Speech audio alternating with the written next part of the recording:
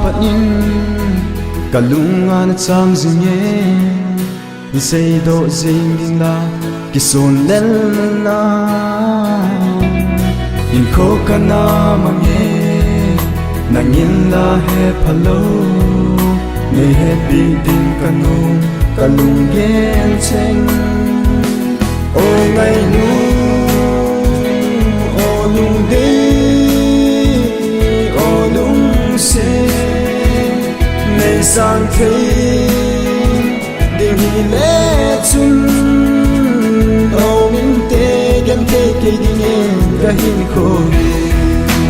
Kamuni apa ni teman something ye uti min kan ni gel sing ye kin la go terus na have follow ganti gay ding ni na hang ye ye rin ku an me ku do me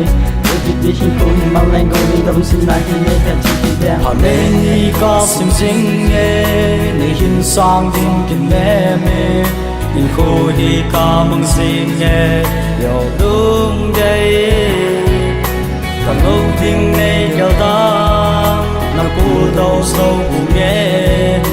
nang ô na hi ka lung lai ai ne o ngai nu o lung de o lung se nei sang thei ding hi le chun no min te gan te ke ding ka hin ko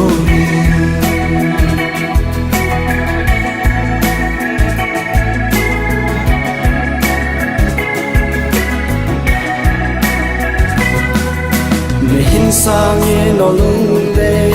ka lung mu na nang bo patin min nang ka hin ge zeng ye ka lung se pe nang bo de hin song lel hi na lo mu na nang ken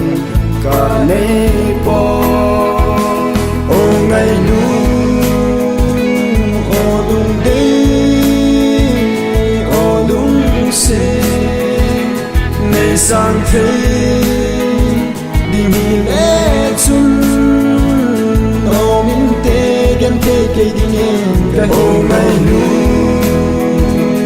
o lung de o lung se nei sang thei